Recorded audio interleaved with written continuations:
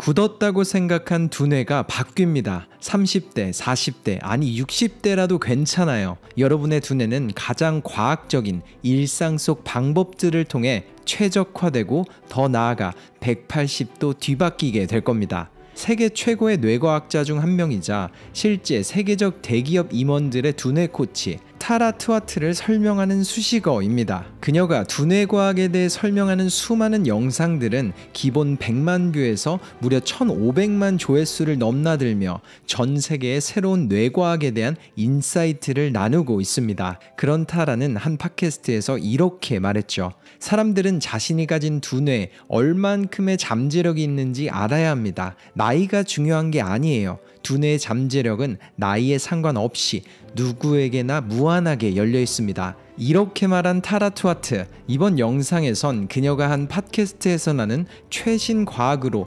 두뇌를 최적화하는 방법과 더 나아가 두뇌를 바꾸는 일상 속 연습법을 여러분과 함께 나눠보려고 합니다. 가장 먼저 타라는 두뇌를 바꿔갈 도전을 시작할 분들께 변화에 최적화하는 몇 가지 쉬운 방법들을 공유합니다. 두뇌의 성장 혹은 변화는 근육과 다를 게 없습니다. 운동을 자주 하게 되면 그 부위의 근육이 점점 강해지는 것처럼 두뇌도 마찬가지예요. 즉, 특정 행동이나 기억들이 반복되면 두뇌 신경세포인 뉴런의 한 부분인 축삭이 수초라는 지방층으로 감싸지며 신경 전달 속도를 점점 더 빠르게 하고 효율성을 높이도록 만들죠. 두뇌의 시냅스 현상이 빠르게 일어나는 거예요. 이 부분을 수초화라고 말합니다. 쉽게 말해 이 과정을 통해서 처음에는 익숙하지 않던 행동들이 점점 시간이 갈수록 자연스러워지는 겁니다. 세계적 레벨의 스포츠 선수들은 수많은 연습을 하며 강화된 신경세포의 경로를 통해 거의 무의식적으로 완벽에 가까운 스윙을 하는 거죠. 그리고 수초화와 신경 가소성의 놀라운 점은 이미 잘하는 부분에 대해서도 또 다른 레벨로의 도약이 가능하다는 겁니다. 즉, 어떤 행동을 하게 되든지 수초화 과정이 빨라지면 이미 잘하고 있는 행동, 그리고 처음 하는 행동까지 모든 학습이 말도 안 되게 빨라지겠죠. 물론 이미 성인이 된 사람들은 새로운 행동이나 기억들을 수초화하기가 어린 아이들에 비해 상당히 어렵습니다. 새로운 신경세포를 만드는 신경 생성 과정은 25세 이전의 두뇌에 가장 많이 일어나거든요. 그렇기에 최적화를 하는 과정이 큰 도움이 되죠. 그리고 이 부분을 도울 수 있는 건 BDNF, 뇌유래 신경 영양 인자라고 불립니다. 쉽게 말하자면 갓 생성된 어린 두뇌 신경세포를 최대한 빠르게 어른 신경세포로 만드는 과정이죠. 다른 말로 익숙하지 않은 행동을 익숙하게 만드는 겁니다. 그리고 BDNF의 가장 좋은 건 유산소 운동입니다. 조깅과 달리기 혹은 사이클링이나 수영 아니면 인터벌 트레이닝도 도움이 되죠.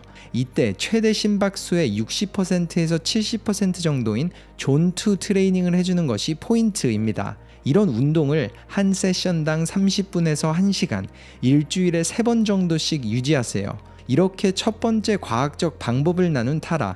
실제로 우리가 유산소 운동을 지속적으로 하면 갓 생긴 신경세포가 어른 신경세포로 변할 확률이 무려 15% 이상 증가합니다. 그리고 만약 운동을 꾸준히 하지 않던 분들에겐 더 높은 30%를 증가시킨다고 했죠. 즉, 운동을 하지 않던 분들께는 운동을 해야만 할 더 중요한 이유가 생긴 겁니다. 그리고 타라는 여기서 멈추지 않고 두뇌의 신경가소성을 최적화하기 위한 몇 가지 쉬운 방법을 더 나눴죠. 두 번째는 우리의 식습관입니다. 가장 쉬운 부분이기도 하죠. 왜냐하면 똑같은 채소 중에서 더 어두운 색깔을 고르면 되거든요. 같은 과일이나 채소라도 어두운 색깔에는 더 많은 항산화 작용을 하는 안토시아닌이 풍부하게 있으니까요. 이 부분이 세포의 산화작용을 막아줍니다. 예를 들어 완두콩 대신 검정콩을 먹거나 그냥 딸기보다는 블루베리를, 밀크 초콜릿보다는 다크 초콜릿을 먹는 겁니다. 또한 좋은 퀄리티의 커피도 큰 도움이 돼요. 그리고 채소 위주의 식단을 위해 일주일에 30개 정도의 다양한 채소 음식을 섭취해보세요. 그리고 세 번째는 수면입니다. 하루 최소 8시간의 충분한 잠과 꾸준한 수면 주기가 중요합니다. 최대 1시간 이내로 수면 주기를 맞추세요. 네 번째는 스트레스 레벨 조율하기. 명상이나 호흡법 혹은 산책을 통해 일상 속 스트레스를 최소한으로 낮춰보는 겁니다. 그리고 운동, 음식, 수면, 그리고 스트레스 관리, 이 4가지가 준비된 분들이 더 높은 다음 레벨로 가길 원한다면 간헐적 단식을 하는 게 좋습니다. 신경 가소성을 위해선 혈당을 조절해야 하거든요. 저의 경우에는 오후 12시부터 8시까지 딱 8시간만 음식을 먹습니다. 시작하는 단계에서는 아침 8시부터 저녁 8시까지라도 좋으니 음식을 섭취하는 시간까지 조절해 보세요. 여러분의 두뇌 속 신경 가소성의 속도는 눈에 띌 정도로 빠르게 바뀔 겁니다. 이렇게 두뇌 최적화를 설명한 타라, 일상 속에서 할 수 있는 간단한 방법들이지만 그 효과는 상당히 대단하다고 합니다. 그리고 그녀는 더 나아가 두뇌를 바꿀 시작점으로 한 가지 접근 방식을 소개했어요. 그녀는 이렇게 말합니다. 앞서 설명한 최적화가 준비되면 이제 과거의 습관과 행동들을 바꾸고 새롭게 태어날 스스로를 만나기 위해 4가지 순서를 따라가시면 됩니다. 두뇌를 바꾸기 위해 첫 번째로 필요한 건 어느 부분을 고치고 싶은지 알아차리는 겁니다. 다르게 말하자면 자꾸 반복하게 되는 내면의 패턴을 찾아내는 거죠. 프로젝트를 진행하는데 항상 비슷한 곳에서 포기하거나 혹은 어느 시간에 어떤 지점에서 해야 할 일을 미루게 되는지를 찾는 거예요. 이 첫 번째 스텝은 두뇌를 바꾸는 것에 무려 50% 이상을 차지하는 중요한 키입니다. 특정 생각, 믿음 혹은 행동의 끝, 원하지 않는 결과가 이어지는 패턴을 찾으세요. 그리고 이어지는 두 번째 순서, 우리는 여기서 무언가를 바꾸려 하면 안 됩니다. 그보다는 그 패턴에 의식적으로 집중해 봐야 해요.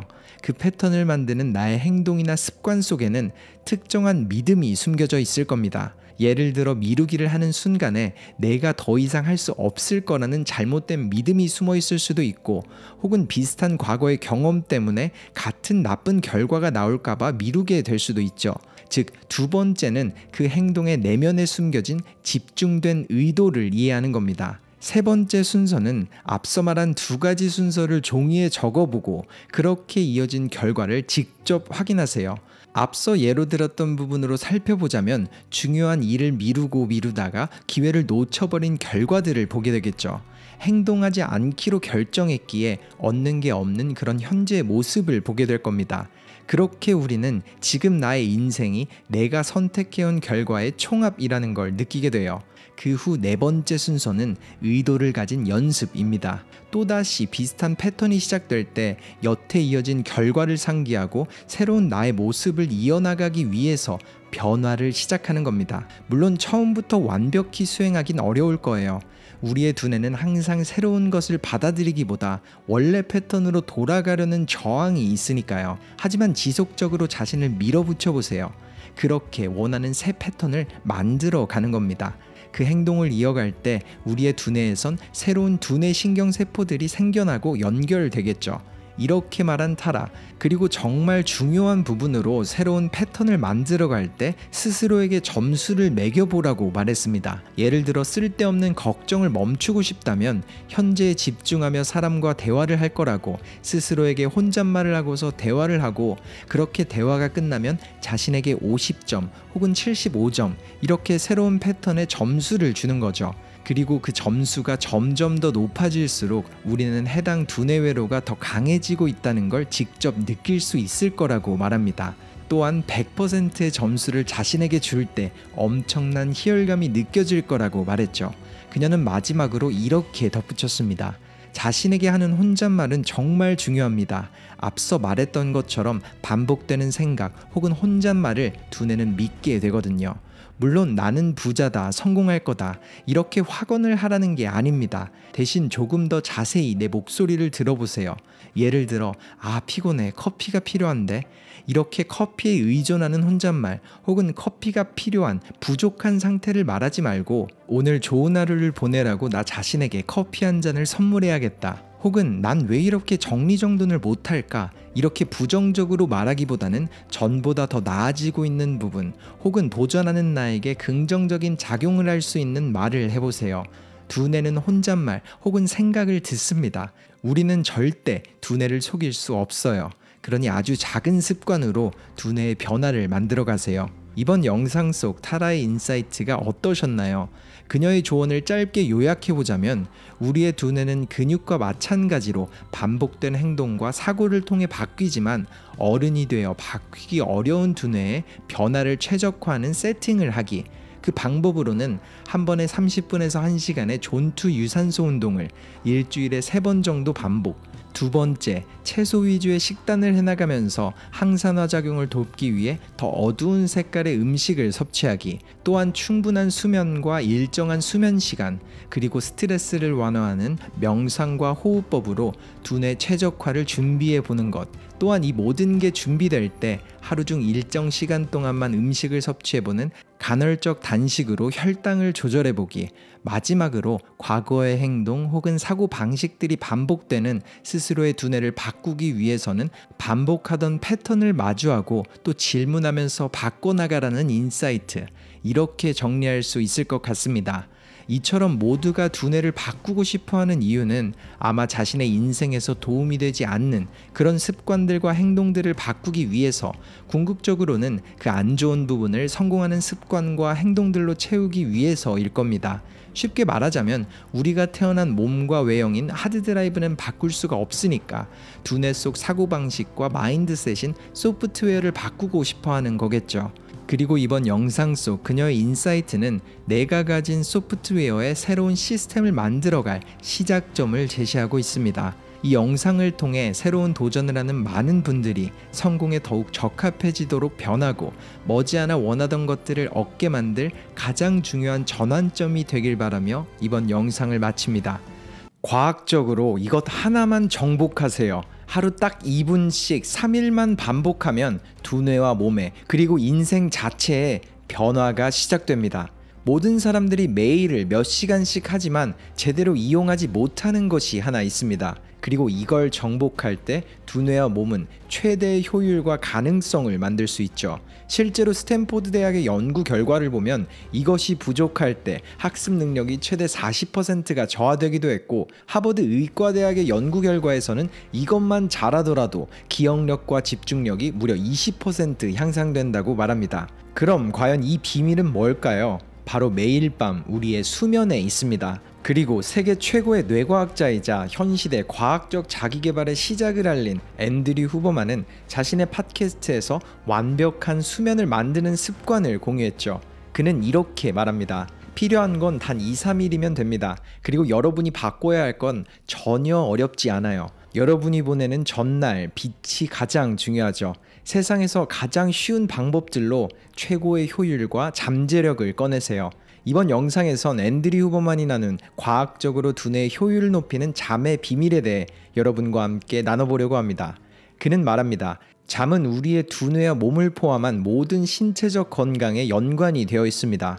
그리고 잠만큼 중요한 부분은 우리가 깨어있을 때의 습관이기도 해요. 그래서 이번 영상에서는 잠뿐만 아니라 잠을 잘 자기 위해서 할 수 있는 깨어있는 낮과 밤 동안의 행동도 살펴볼 겁니다. 그래야 쉽게 잠에 들고 깊은 수면을 취하며 더 나아가 수면 시간과 퀄리티를 높일 수 있으니까요. 그리고 일어났을 때 아주 작은 습관 통제는 여러분의 두뇌에 최대의 집중력을 선물할 겁니다. 가장 먼저 깨어남과 잠의 퀄리티는 무엇이 결정할까요? 과학적 근거에 따르면 두 가지 힘이 작용합니다. 첫 번째는 아데노신이라는 체내 화학작용으로서 많은 분들이 이미 아시다시피 우리가 일상 속 깨어나 있는 동안에 아데노신은 점차 쌓이게 됩니다. 더 오래 깨어있는 상태가 유지될수록 더 많은 아데노신이 몸에 축적되죠. 그 결과로 우리는 피로감과 졸림 현상을 느끼고 잠자는 동안 아데노신은 사라지게 됩니다. 그렇게 다음날 일어나고 하루를 보내며 이 사이클을 반복해요. 그리고 우리가 카페인을 섭취하면 잠이 달아나는 이유도 여기에 있죠. 카페인은 아데노신의 방어막을 덮어서 우리의 몸과 두뇌에 퍼지는 아데노신 속 피곤함과 졸림의 신호를 느끼지 못하게 하거든요. 그렇게 시간이 지나며 카페인의 효과가 떨어질 때면 평소보다 더 큰 피로감이 급격히 몰려오기도 하죠. 물론 카페인은 건강하게 작용하기도 합니다. 혈압을 올려주기도 하고 두뇌에 도파민을 생성하기도 하거든요. 즉 잠과 깨어남을 움직이는 첫 번째 힘은 우리의 몸과 두뇌에 쌓이는 아데노신입니다. 그리고 두 번째를 설명하기 앞서 모두들 이런 경험 있지 않으신가요? 일을 하거나 공부를 해야 해서 피치 못하게 밤을 새버렸는데 아침이 되니까 이상하게도 다시 몸이 깨어난 것 같은 그런 경험 말이죠. 그리고 바로 그 이유가 두 번째임인 생체시계라고 설명할 수 있습니다. 실제 밤낮을 구성하는 24시간의 사이클이 우리의 몸에도 똑같이 움직이고 있거든요. 그리고 그 시간을 조율하는 가장 큰 힘은 바로 빛에 있습니다. 특히나 대부분이 햇빛에 숨어 있죠. 그렇기에 전날 밤을 샌 우리가 아침 햇빛을 봤을 때 왠지 모를 활력이 찾아왔던 겁니다. 이 부분을 자세히 말하기 앞서 우리의 생체 리듬을 결정하는 몇 가지 호르몬과 화학 작용들을 알아보자면, 매일 아침에 우리의 몸과 두뇌가 깨어날 때 호르몬 중 하나인 코르티솔이 콩팥 위쪽의 부신에서 분비됩니다. 동시에 두뇌에선 아드레날린과 에피네프린이 일정량 분비되면서 깨어난 기분을 느끼게 되죠. 그리고 이 신호들은 체내 12시간에서 16시간 사이의 타이머를 시작합니다. 이 시간이 지나면 두뇌의 송과체에서 멜라토닌이라는 호르몬이 분비되며 우리는 또다시 잠을 원하게 되죠. 즉 코르티솔은 일어남을 담당하고 멜라토닌은 잠이 오도록 돕습니다. 이 두 가지 힘이 우리의 몸의 24시간 주기의 생체 리듬을 만들어요. 다시 앞서 말한 빛의 중요성으로 돌아오자면, 아침 햇살 속에 담긴 특정 빛은 두뇌의 식유차상에게 비춰지며 온몸의 세포에 신호를 보내게 만듭니다. 그리고 이때 깨어남을 담당하는 코르티솔이 분비되는 거죠. 그렇기에 우리는 아침에 일어난 후 햇살이 두 눈에 들어오게 하는 게 잠과 생체 리듬의 가장 중요한 부분입니다. 그리고 가장 효과적인 것은 낮은 햇빛입니다. 비교적 새벽에 낮게 떠오르는 햇빛을 쬐는 게 가장 효과적으로 두뇌와 몸을 깨우게 되죠. 단 2분에서 10분만 해도 3일 안에 달라짐을 느낄 겁니다. 물론 이렇게 생각하실 수도 있어요. 그럼 실내에서는 그 효과를 얻지 못하는 건가? 방 안에서도 불을 켜면 충분히 밝고 핸드폰에서 나오는 빛도 정말 밝은 빛이라던데, 이 질문에 대한 답변으로 한 가지 연구 결과를 인용하자면, 햇빛을 직접 쐬는 것과 창문이 있는 실내에서 쬐는 것은 무려 50배의 효율적 차이가 있습니다. 그리고 아침에 우리의 시신경은 생각보다 많이 둔해져 있기에 많은 양과 좋은 질의 빛을 필요로 해요. 즉 직접 나가 산책을 하거나 창문을 열고 이른 아침 밝은 곳에서 하루를 시작하세요. 그래야 시신경의 자극을 통해 우리의 몸에 코르티솔이 분비되고 멜라토닌의 12시간 타이머가 작동되며 밤에 일찍 그리고 푹 잠을 잘 수 있을 테니까요. 그리고 만약 햇빛을 쬐지 못하는 상황이라면 최대한 밝은 빛으로 하루를 시작하거나 많은 양의 블루라이트가 필요할 겁니다. 물론 대부분의 사람들은 블루라이트가 시력과 몸에 좋지 않은 것으로 생각하죠.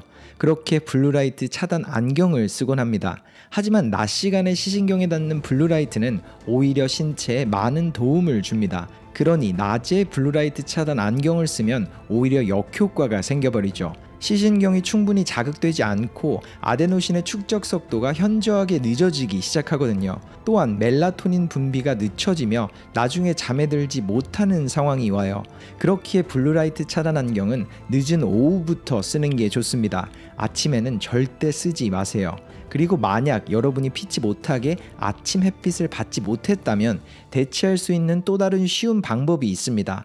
바로 저녁 노을을 2분에서 10분간 보는 거죠. 한 연구 결과에 따르면 지는 태양을 보는 행동이 그날 잠들기 전까지의 빛들이 시신경에 주는 나쁜 영향과 멜라토닌 분비의 방해를 최소화한다고 합니다. 즉 아침에 맞추지 못한 생체 리듬을 가장 효율적으로 맞출 수 있는 습관이 늦은 오후에 지고 있는 햇빛을 보는 겁니다. 그리고 만약 아침의 햇빛과 지는 노을을 모두 보게 된다면 여러분은 가장 쉽고 효율적으로 수면을 이용할 수 있게 됩니다. 지금까지는 빛에 관해서 우리가 지켜야 하는 습관에 대해 말했다면, 이제는 빛이 우리에게 끼칠 수 있는 악영향에 대해 간략하게 나눠보겠습니다. 먼저 앞서 말했던 것처럼 밝은 빛은 우리의 몸을 깨어나게 하는 작용을 합니다. 그리고 아침에는 시신경이 둔하기에 밝은 햇빛으로 하루를 시작해야 한다고 했지만, 일어나 있는 시간이 10시간, 14시간 이렇게 길어지기 시작할수록 우리의 시신경은 점차 예민해지기 시작해요. 즉 저녁 시간대가 되면 우리의 시신경은 실내의 밝은 조명 그리고 핸드폰의 빛에도 엄청나게 큰 영향을 받기 시작합니다. 그렇게 밝은 실내 조명과 핸드폰 사용은 밤이 되어도 일어나야만 한다는 생체 신호를 몸과 두뇌에 보내게 만들죠. 즉 우리는 아침에는 최대한 많은 양의 빛과 심지어 블루라이트를 이용해야 하지만 하루가 저물어 갈수록 그 빛의 양을 급격하게 줄여야만 합니다. 그 시간은 저녁 8시가 가장 적당해요. 그리고 만약 저녁 11시에서 새벽 4시 사이에 우리의 시신경이 밝은 빛에 노출되면 두뇌의 고삐라는 부분이 활성화되며 도파민의 분비를 억제하게 됩니다. 그렇게 실망감과 무기력증이 나타나며 우울증으로 발전될 가능성이 커지죠. 심지어 늦은 저녁 핸드폰의 밝기를 가장 낮추고 사용하더라도 마찬가지입니다. 물론 잠에서 깨서 화장실을 가거나 가끔씩 피치 못하게 밤새 일을 하고 무언가를 읽는 것은 괜찮지만 습관적으로 저녁 시간에 핸드폰이나 밝은 빛에 노출되는 건 치명적입니다. 만약 누군가가 저에게 와서 감정 조절, 정신건강, 기억력, 집중력과 신진대사에 문제가 있다고 고민을 토로하면 제가 추천할 가장 첫 번째 방법은 바로 저녁 시간에 사용하는 빛을 조절하는 겁니다. 빛에 노출되는 행동만 줄이더라도 우리의 인생은 모든 면에서 나아질 거예요. 그리고 저녁 시간에 집에서 불을 켜려거든 머리 위에 있는 조명보다는 시선 아래에 있는 조명을 켜거나 TV를 보더라도 시선이 위가 아닌 아래에서 시청하는 게 차라리 낫습니다. 또한 청색광보다는 적색광이 낫죠. 왜냐하면 시선 위에서 노출되는 빛은 우리의 시신경에 더 예민하게 자극되거든요. 그리고 만약 아침에 일어나기가 힘들거나 저녁에 더 깊은 잠을 자고 싶다면 아침에 기상 전 45분에서 1시간 전부터 방 안의 모든 불을 켜거나 커튼을 걷고 빛이 들어오게 해보세요. 제임이라는 제 동료 교수의 연구 결과에 따르면 기상하기 45분에서 1시간 전에 실내에 불을 켜는 습관은 잠을 더 일찍 자게 만들고 다음날 더 오래 수면하게 돕는다고 합니다.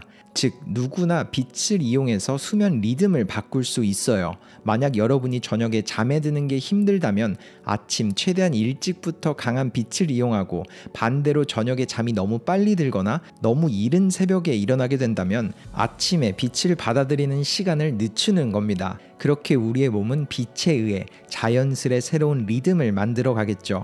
잊지 마세요. 완벽한 수면은 신진대사, 집중력, 기억력, 두뇌와 정신건강 그리고 신체의 모든 부분에 긍정적인 영향을 끼칩니다. 이젠 빛을 이용해서 가장 과학적으로 매일을 보내세요.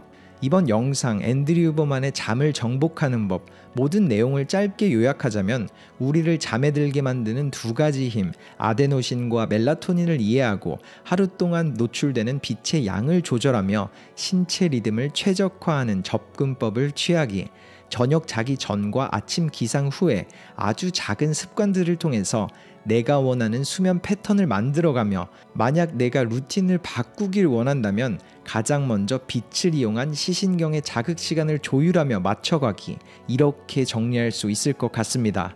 완벽한 하루는 전날 저녁에 시작된다. 이런 말을 남긴 라이언 홀리데이처럼 여러분이 보내는 일상의 순간순간 속 이번 영상의 잠을 정복하는 메시지들이 더 나은 수면과 더 나은 내일을 만들어가길 바랍니다. 위를 볼지 아래를 볼지 이 고개의 각도가 성공의 척도가 됩니다. 이젠 과학적으로 원하는 모든 걸 얻으세요. 인간은 익숙함에 취해 살아간다. 어디선가 들어본 이 문장. 우리는 항상 익숙한 패턴을 찾아가고 그렇게 하는 행동들은 반복됩니다. 마찬가지로 뭘 해도 잘 되는 사람, 성공하며 많은 돈을 버는 사람이 있는 반면 뭘 해도 잘 안 풀리며 도중에 포기 혹은 실패를 이어가는 사람도 있어요. 그럼 이 둘의 차이점은 뭘까요? 많은 논문과 연구 결과들은 이 부분을 이렇게 정의하곤 합니다. 성장하는 마인드를 가진 사람을 뜻하는 growth mindset, 그리고 한자리 혹은 과거에 머무는 사람을 뜻하는 fixed mindset. 물론 전혀 다른 이 두 부류의 사람들이 살아가는 인생은 너무도 큰 차이를 보이기에 각기 다른 이 두 마인드셋을 가르는 차이도 크게 보이지만 사실 growth mindset과 fixed mindset의 차이는 정말 말도 안 될 정도로 작게 시작된다고 합니다. 이번 영상에선 그 작은 차이를 함께 알아보기 위해 현재 뇌과학 분야 최고의 멘토 앤드류 후버만과 마인드셋 분야의 세계적 연구를 이끄는 텍사스 대학의 심리학 교수 데이비드 예거가 나눈 건강 피트니스 분야 세계 1위 팟캐스트 후버만 랩의 내용을 여러분과 함께 나눠보려고 합니다. 가장 먼저 앤드류 후버만과 데이비드는 그로스 마인셋의 정의를 말합니다. growth mindset이란 나이에 상관없이 어느 분야에서든 개인이 가진 능력, 지능, 그리고 가능성이 확장될 수 있다는 믿음을 가지는 걸 뜻합니다. 무작정 열심히 하면 뭐든 이룰 수 있다라는 의미가 아니라 올바른 상황과 도움만 있다면 나에게도 변화는 가능하다. 이런 믿음을 가지는 것으로 정의되죠. 반대로 fixed mindset의 정의는 자신이 더 나아질 수 없다고 믿으며 스트레스 속에 살아가는 사람들을 뜻해요. 여태껏 많은 사람들은 어릴 때만 배움이 가능하고 일정 시간이 지나 성인이 되면 지능, 능력의 발전은 멈춘다고 오해를 했죠. 하지만 뉴로플라스티시티라 불리는 신경 가소성에 의해 그 믿음은 사실이 아니라는 결론이 나왔어요. 실제로 우리의 두뇌는 고정되어 있지 않고 새로운 행동을 할 때 새로운 두뇌 회로를 만들며 지금도 끊임없이 발전을 하고 있습니다. 즉, growth mindset은 나이에 구애받지 않고 누구든 가질 수 있으며 원한다면 더 똑똑해질 수도 과거와 전혀 다른 삶을 살 수도 있죠. 그리고 앞서 말한 것처럼 이 둘의 차이점은 상상하지 못할 정도로 작습니다. 데이비드는 이 사실의 증거이자 그로스 마인셋의 아주 작은 첫 번째 차이점으로 실패, 좌절 후의 시선의 높이가 다름을 만든 한 연구 결과를 인용했습니다. 20대 후반에서 30대인 대학원생들 중 20점, 30점을 맞았던 학생들을 대상으로 한 연구가 진행됐어요. 이 실험에서 growth mindset과 fixed mindset의 차이는 한 가지, 실패 후 다음 도전까지 무엇을 하는지, 즉 자신의 실패를 어떻게 이겨내는지였습니다. 먼저 모든 학생들은 낮은 점수라는 실패, 좌절을 맞은 후 가장 먼저 자기의 자신감을 회복하기 위한 생각을 했죠. 하지만 이 방식에 작은 차이가 숨어 있었습니다. Fixed Mindset 그룹은 자신보다 더 낮은 점수를 받은 그런 학생들을 보며 자신의 자신감을 찾았습니다. 나보다 더 낮은 점수를 받은 사람들도 있는데 뭐 어때? 이런 식으로 말이죠. 하지만 Growth Mindset을 가진 그룹은 자신보다 높은 점수인 80점, 90점을 받은 학생들을 보며 저 사람들과 내가 다른 점이 뭘까? 높은 점수의 학생들은 했지만 내가 하지 않은 부분이 있을까? 나보다 위에 있는 친구들은 어떤 전략을 가졌을까? 이렇게 자신의 위치에서 위를 바라보며 자신감을 찾아갔죠. 그리고 이렇게 좌절 후 각자가 바라본 고개의 위치는 엄청난 차이를 만들기 시작했습니다.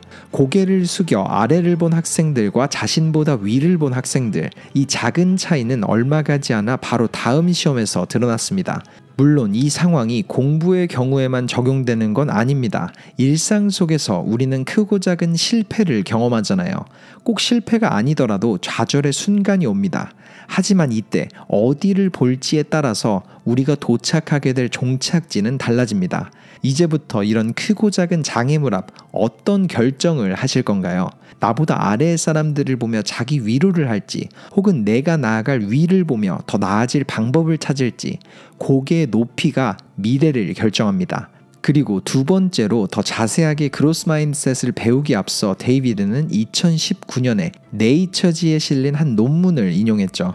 1시간도 안 되는 짧은 시간 동안 그로스 마인드셋을 배운 학생들의 변화를 담았는데 25분씩 한 번 혹은 두 번의 짧은 교육이었지만 8개월, 9개월 후 성적은 향상되었고 1년 후에는 교내에서 가장 어려운 수학 교육을, 4년 후에는 대학 준비 과정 중 가장 높은 교육을 수료했어요. 단 1시간도 채 되지 않는 시간 동안 그들은 뭘 배웠길래 이런 차이를 만들었을까요? 데이비드는 그로스 마인셋을 배우는 3가지 순서를 말했습니다. 물론 이 순서를 말하기 앞서 듣는 사람의 마음가짐이 중요합니다. 이 대화를 통해 변하고 싶은 마음이 있는지가 가장 중요한 첫 번째 통과 의례죠. 그리고 이 마음가짐이 준비된 사람들은 이 3가지 순서를 따라가면 됩니다.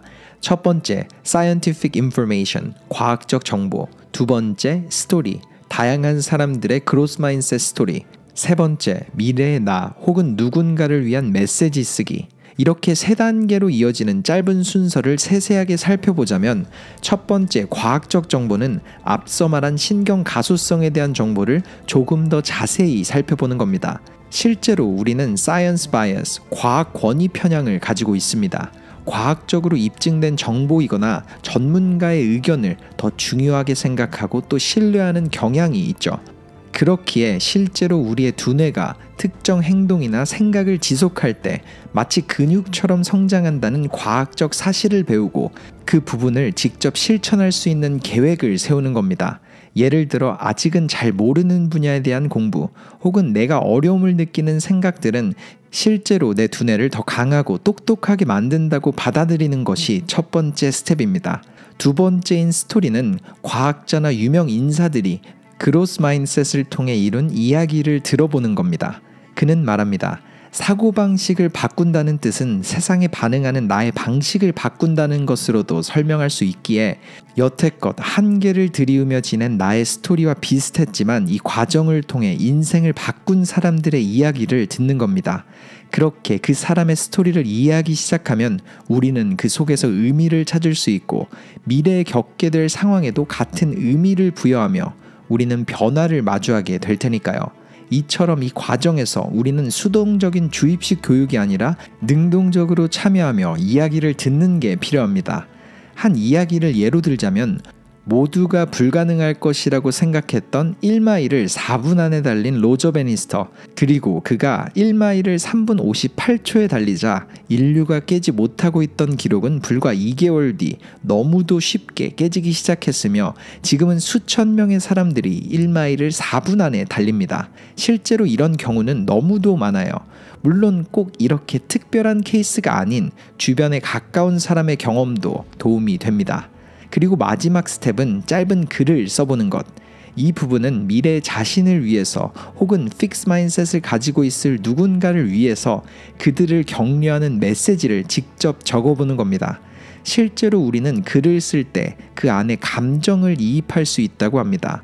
수많은 세계적 작가들이 그랬던 것처럼, 그리고 앞서 말했던 두 번째 방법에서처럼 우리는 스토리 안에서 의미를 찾기 때문이죠. 그리고 이렇게 자신의 스토리를 써내려고 할 때 우리는 위기 앞 어떻게 나아가야 하는지 성장 마인드셋의 패턴을 보게 돼요. 그리고 머지않은 미래의 그 패턴은 두뇌 속에 더 강한 회로를 만들며 우리는 새로운 성장을 한 자신을 보게 되겠죠. 그리고 이 부분을 saying is believing, 말하는 것을 우리는 믿게 된다라고 하는 데이비드. 이 효과는 인지 부조화의 한 종류입니다. 쉽게 말해 자신이 누군가에게 이야기를 하면서 동시에 자신이 말하는 그 메시지를 믿게 되는 한 가지 심리적 현상을 뜻하죠. 그 이야기와 자신의 신념이 일치하도록 조정하는 경향이 있거든요. 즉 과학적 정보, 누군가의 이야기, 그리고 내가 직접 쓰는 스토리, 이렇게 세 가지 순서의 반복을 통해서 그로스 마인셋의 세팅이 완료됩니다. 그리고 앤드류 후버만은 이렇게 말했습니다. 결국 그로스 마인셋의 핵심은 상황에 반응하는 나의 방식을 바꾸는 것이라고 설명할 수 있습니다. 그리고 그게 나를 더 나은 사람으로 만들어가는 관점이죠. 예를 들어 중요한 일 앞에서 스트레스를 느낄 때 이건 내가 실패할 거라는 신호야 라고 느낄지, 혹은 내 몸이 스트레스를 받으며 준비되고 더 예민해지면서 잘 이겨내게 만들 거야 이렇게 느낄지는 개인의 선택이잖아요. 이처럼 실패 후 위를 보며 다음 스텝을 준비하고 내 앞에서 펼쳐지는 모든 상황들이 나를 위한 일들이라고 느끼며 그렇게 말하는 대로 믿고 나아가세요. 마지막으로 결과가 아닌 행동에 칭찬하며 나아가는 것이 진짜 성장을 위한 생각 방식입니다. 이번 영상 속 두 멘토의 메시지가 어떠셨나요? 소수에게만 허락된 특권처럼 느껴지고 또 내 위치와는 멀게만 느껴졌던 성공하는 마인드셋. 하지만 그 차이를 만드는 시작은 실패 앞 우리가 고개를 드는 각도 혹은 1시간도 안 되는 연습의 반복에 있었습니다. 물론 이 반복이 쉽지만은 않을 것이라고 말한 두 멘토. 하지만 천리길도 한 걸음부터라는 말처럼 지금 당장 바꿔보는 건 어떨까요? 잃게 되는 건 하나도 없습니다. 이 방법은 거짓이 아닌 과학적 사실이기도 하고요. 앤드류 후버만과 데이비드의 메시지가 나 자신의 가능성을 보는 관점, 그리고 여러분이 실패를 보는 관점에 작은 변화를 가져오길 바랍니다. 터닝포인트였습니다.